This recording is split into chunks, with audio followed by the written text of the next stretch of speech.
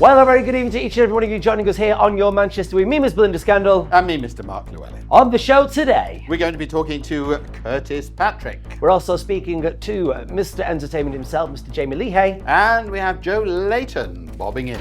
Indeed, so stick around. It's time for this week's episode of Your Manchester.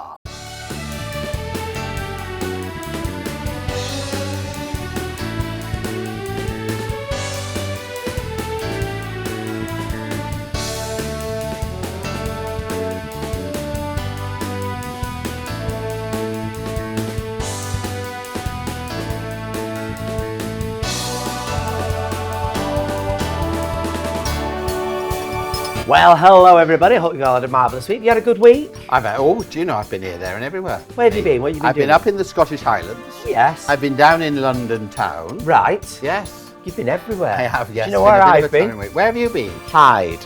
Hyde. G-Cross, if we're going to be posh about it. Oh, I thought you meant you were hiding from people. I'm always hiding. On the run. I am literally the persona of hiding. I really, really am.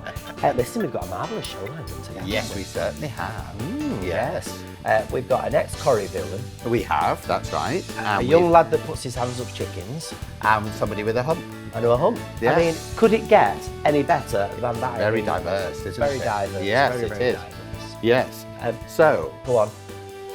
Yeah, sorry, I thought you were going to say something. Well, I was going to say something. Well, go on, please. I was going to say this week, of course. Yes. Very important week. It's Right. Remembrance Sunday on Sunday, isn't it? It is. What does it all mean, Mark? I mean, what's it all mean? What's it all It's for? the day that we remember all those people in all wars, including those going on today, Yeah. who gave their lives. Yeah. Yeah.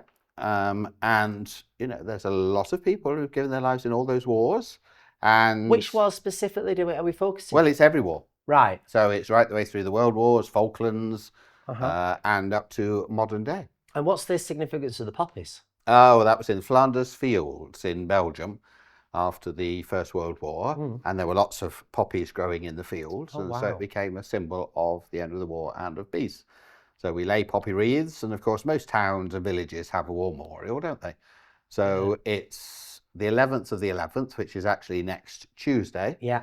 But this Sunday, the nearest Sunday to the 11th of the 11th is when we have most of the wreath laying. Brave people.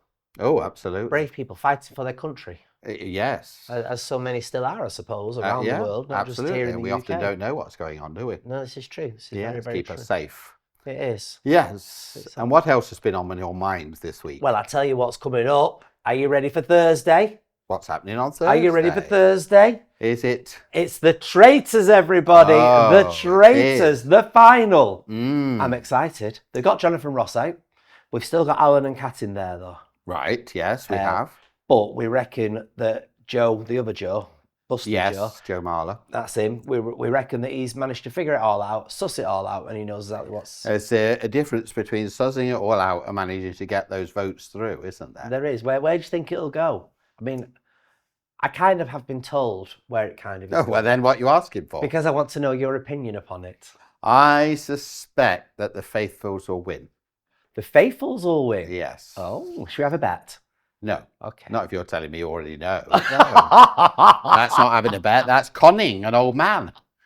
Well, I'm just trying to be Manchester pride. So listen. Well, yes. There we are. Yes, I'll bury you if you do that. Really? Yes. Bury me? Yes. Bury, speaking of which. Oh, yes. You know, I was having a conversation the other day. Yes. Right? Is it Bury or is it Bury? For the borough.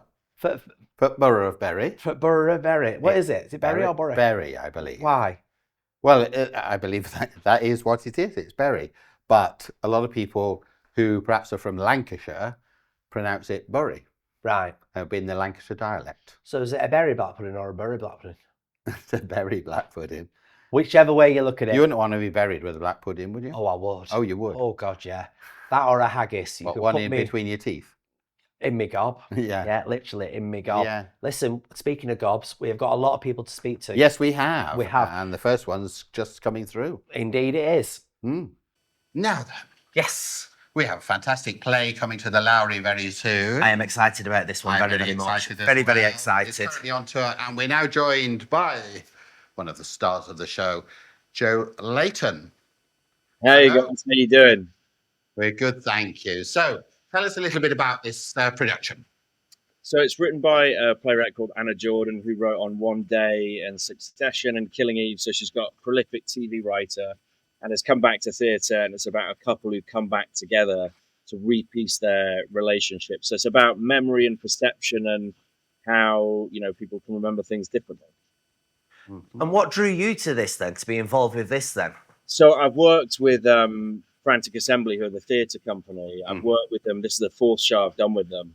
But they do this amazing program called Ignition, where they reach out for like 16 to 24-year-old people and offer them free tasters and trials. And then a group are selected and they go down to London and they make a show in a week. And it's all free. So I did that when I was 18 years old and have kept a relationship with them since. So they're brilliant, very like physical, a lot of kind of like choreography and dance in the show, as well as the kind of verbal storytelling as well. Mm-hmm. Now, people will be looking at you and thinking, we know that face. Most recently on the Cobbles course, but is it theatre or television? Which is your favourite medium? Do you know the grass is always greener, isn't it? You do one and then you say, "Oh, I'd quite like to do a bit of TV now." So I'm very lucky that I can do both. But I had a great time on the Cobbles, and obviously the Lowry's just across the way from the studios. I'm actually going to stay with Farrell Hegarty, who blew my on-screen wife. So I have a good catch up with all the Corrie lot as well. Mm-hmm. What was it like being involved with such a part, an integral part of that programme? It was amazing. I mean, the blessing for me was that I knew my arc for the 6 months. You know, most people go on the show and they don't know whether they're going to be on an episode, 3 months, 6 months. Whereas I sat down with the producers and they said, look, you know, you're a nasty piece of work, and you start here and you finish here. And obviously that finished with saying goodbye to Colson Smith's great character, Craig Tinkin. Mm-hmm. I've taken a lot of flack for. Very naughty. I'm sure you have. Now you're on tour right through, I think, with this until into the new year, is it? Yeah, we finish in London in the new year, but we're in Manchester in a couple of weeks now. We were in Liverpool last week, so we had a great week in Liverpool. So it's up to Manchester to top the Scousers. All right. Why should people book to see this show? I think I went to the first Frantic show I saw. I was 16 years old, and it was the first piece of theatre that really took me to the edge of my seat, and I'd never seen anything quite like it. And, you know, it's a privilege to be working with them now, and I think that this show does exactly that. It's very unique. The set's incredible. The synergy between the lighting and the sound and the set piece, as well as what Anna's written, is amazing. So, yeah, take a punt and come and see something that you wouldn't usually see. Fantastic. All the details will be right here, there below us on the screen. Yes. Fantastic. We're looking forward to coming along. I can't wait to see this one, actually. Yeah. Amazing stuff that they put on there. Really clever stuff. And it's the Lowry's 10th birthday, so it's a good year to be there, isn't it? Wonderful. Absolutely. Absolutely fantastic. Right, well, thank you so much for your time. And everybody, get booking right now. Now. Book now. Thank you. Lovely to chat to you. The play is about how memory plays a role in the stories we tell ourselves. Every time we remember something, it changes. And our recollection of those events are probably designed to protect our egos. Lots of memories are locked away within the set. The actors are able to relive, to re-explore, to retell the story of their relationship. One person's memory of a love life is potentially very different from their partner's. If they lost faith in their memories, is that devastating, or does that actually release and empower different versions of the future?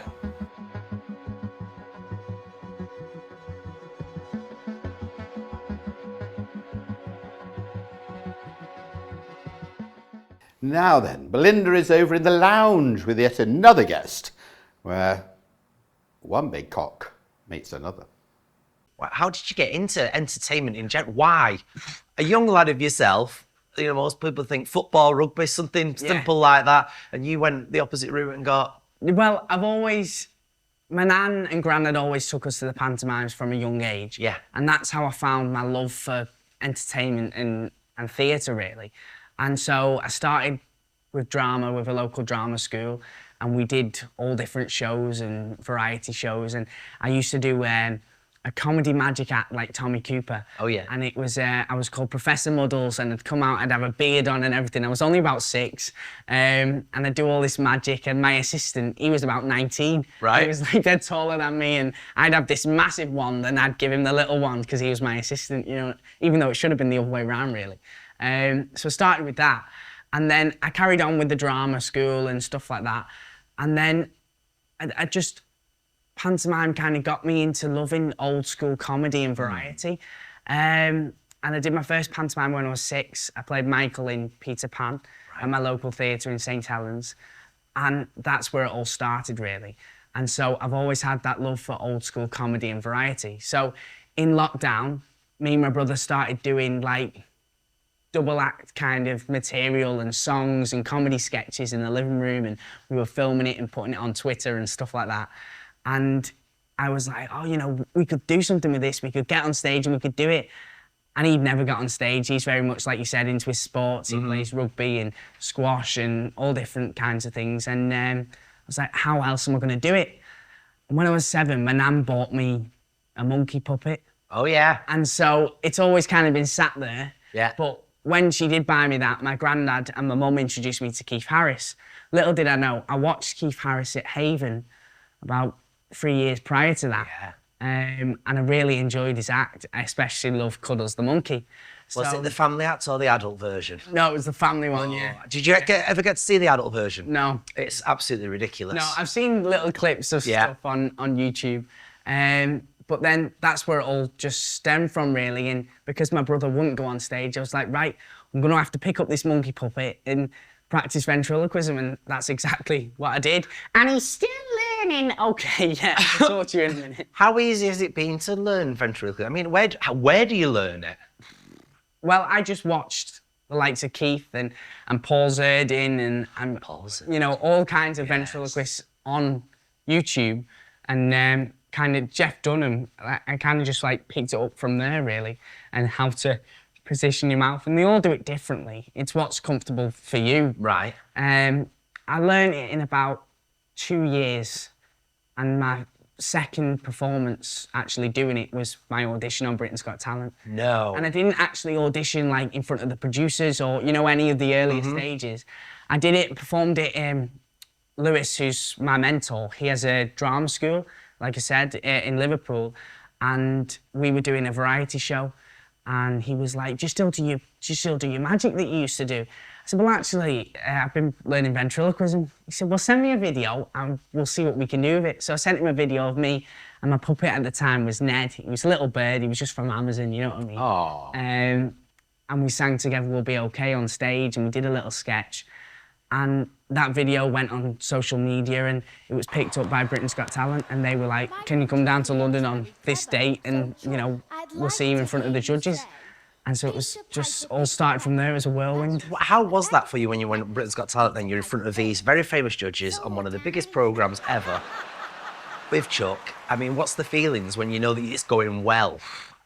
Well, going into it, I didn't know what to expect. So I was so nervous, especially for the audition, because it wasn't just I'd nailed my performance. I'd been rehearsing every day for weeks and weeks until the actual audition. And it was kind of like, I didn't know what to expect, so I was like, what are they going to ask me? You know, what the judge is going to say, and I didn't know what I was going to respond to. Like, even then, when I was asked questions, and after my semi-final, I went on This Morning, and like with interviews and stuff like that, it was very much like, basically, so much that This Morning didn't even put the clip on YouTube because they probably couldn't even like tell what I was saying, you know what I mean? And like since then, I've obviously done plenty of interviews, and I've got better at obviously speaking more confidently and getting my words out.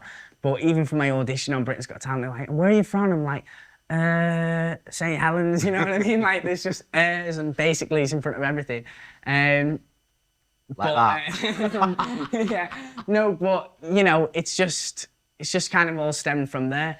And I would say less nervous for the semi-final and the final. Well, listen, I brought somebody special with me as well from the same thing. And I thought what we'd try and figure out, it's been a while since you've seen this, people, hasn't it? Oh, dear. So this one, see, you talk about, this one's too tight for me. Yeah. Doesn't fit my hand. Well, look at that. That's a good shot, isn't it? There we go. Right, so we're going to learn a bit of ventriloquism. Hold on, because I've got rods. Yours has just got wings. It's just got wings, yeah. Yeah, mind you, mine's got wings as well. Look, see? Right, so look at that. Listen, this never looks so good. We're in 4K. I'll just try and get back on the stool with one hand. Right, so how do we learn a bit of ventriloquism? Right, well, hang on. Let's just make sure we are comfortable. So, Yeah. what are you doing? Well, I'm just trying to get my hand comfortable. Any further, and you'll pull out an egg. Hey, never mind that. So, what we're going to do is we're going to get all comfortable, and then... Yeah. And we'll just start off with what we call the ventriloquism alphabet, right? Oh. Okay. So what you're gonna do is you're gonna find a comfortable position with your mouth, yeah. So you can so maybe a smile, yeah, that's good, yeah, like that, yeah, perfect, okay. And we're gonna miss out the letters that you'll find hard to say that you need to use your lips for. So the likes of B and P and M, etc. So we'll say A, C. I forgot to move his mouth. It's important to move his mouth, isn't it? Otherwise, it's just me. A, C, C, D, D, E, E, F.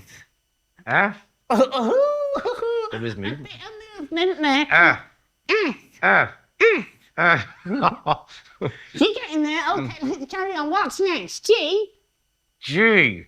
G. G. Is he gonna say it? G. G. That's great. Yeah, G. Okay. A. This C. is my career, everybody. It's my career. What we got? H. H. H. H. H. H. Oh, I like that voice. H. H.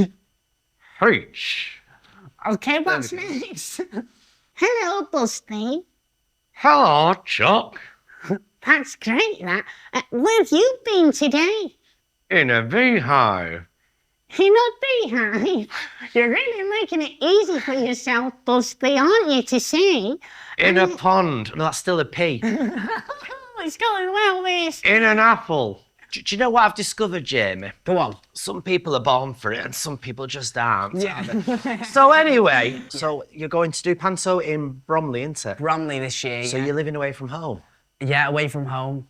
Aren't you lucky to have an excuse to be fully free and you doing know, what you want to do? I'd love to stay. I love being around the family at Christmas. Are you still chaperoned? No, not this year. This is the first year. This is the first year. Someone has to be with me in Bromley when I'm down there because when I'm in my digs and stuff. So everyone will be taking it in turns. It'll be my nan, my granddad, my grandma, my mum, my dad, everyone. I'm working with the fabulous Sue Pollard. Oh. She's done over 70 years in You pantomime. know Sue very well, yeah. So, and then Samantha Womack as well. Oh, yeah. And then there's a fantastic cast. It's a good cast, Yeah, isn't it? yeah, it's a Very great good cast. Chuck, thank you very much. Thank you for having us. Yes, indeed. And Jamie, thank you so much for your time. No, thank you. Absolutely incredible. I am blown away. This is absolutely on the right side of daftness and craziness. It was an absolute laugh a minute. We've not stopped smiling the whole time. The tap dancing scene is incredible. Putting on the Ritz is amazing. I think the whole cast were incredible. Ore, I could not take my eyes off it. It was a masterclass in performance, and yeah, you couldn't fault it. It was just brilliant. I think it's a marvellous show. Full of humour, great dancing, great choreography. The comedy is just properly on point, and the delivery of all the gags is just perfect. Totally, like they seriously put Manchester Theatre on the map. Everybody should buy a ticket, come and watch it at least twice. It's a sad world out there, but it's not in that room. It's a great world in that room.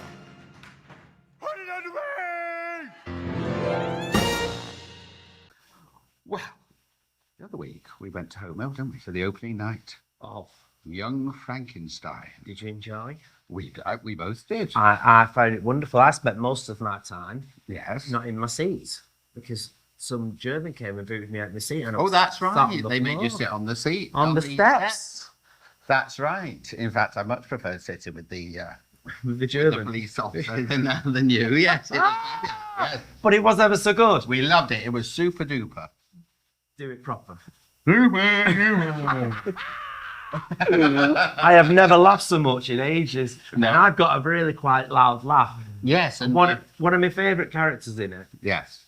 Was Igor or Igor? Yes. Yes. Take your pick. I know. And he joins us now, everybody. It's the one and only Curtis Patras. Welcome to the show. Hello, hello, hello. How are you finding being in this wonderful show? I'm absolutely loving every second of it. It's as I was saying to you, it's literally just like coming in for playtime every single day. And obviously the material that we're using, it's not half bad itself. It's just the jokes, they hook, line, and sink you in. Yes. You have no choice but to laugh. No. So it's like it's absolutely amazing. I likened it to watching a musical theatre version of You've Been Framed. Yeah. That's what I said it was like. Well, it's just that daftness. It's very much sort of end of term kind of thing, isn't it? Yeah. So had you seen it before? Had you seen the film before? Well, I hadn't realised I had. Right. But then when I got the job, I was like, right, I'm going to be a good actor here. I'm going to do all my research. And I watched the film and I went, I used to watch this all the time on my granddad. So seeing it again, I was like, oh my gosh, he used to always parade about pretending to be the monster. I have such vivid memories of him bumping into the doors and pretending to be this big dozy monster. What did you take from Matt's film that you brought to it yourself then? The eyes. The eyes. Yes. The eyes. That was the one thing that going in, I was like, I need to honour that man's eyes. Yes. Some shape or form. I need to do it. But then I definitely, because I think his portrayal of Igor is just phenomenal. I think it's comic gold. So I was like, I do want to respect it a lot when I do. And I think compared to the West End production of Young Frankenstein, I think our version definitely pays more tribute to the original movie. Like it is that black and white, like old Hollywood horror style. So I wanted to make sure that we were respecting the movie whilst also injecting my crazy head into Igor as well, which I think I've done quite well. Absolutely. And every line is a winner. It is. There's that's what I was saying. There's no real room to breathe. There's no room to stop laughing or take your foot off the pedal. And we always say it backstage. It's like sometimes in shows, even if you're not saying a line, you can kind of go, I'm glazing over now and I'm maybe thinking about what I'm going to cook for the Sunday dinner. But with this show, you're like constantly switched on, everyone's energy up to 100 because that's the only way that I think this style of comedy works. For those that don't know the story then, perhaps tell people what the story of this musical is. So basically, it's a parody of the Frankenstein story that we all know and love. It's a parody of that, but basically, it's about Frankenstein, however you want to pronounce it. His grandfather was the original Dr. Frankenstein, and he gets a message that his grandfather's died and he has to go sort out the estate. And then he just runs into absolute wackiness all the way through, including my character, which is the grandson of the original Igor, and I'm now Igor. So it's just, I think it's just... Did you know that? It's such a... That bit. No, it's his grandson. So that's what I love. That's what I love about it the most is that I think because there's the way the story goes, there's so much premise on it being on Frankenstein being Frankenstein's grandson. But Igor's that little like, oh my gosh, finally I've got a master. I've been waiting for this for ages and ages and ages. And that's I think finding the heart in Igor as well. It was so lovely because I think it's so easy to look at him and go, he's just a moron. He's running about with that hump, switching about. But I think he's adorable because for finally, he can fulfill everything that he's been told he needs to do. Do you know what I mean? Yeah, absolutely. And I bet the rehearsal process was good fun. It was again, it's like going in playtime because the direction from Nick Winston, I've just worked with Nick Winston as well on Nerds, the musical.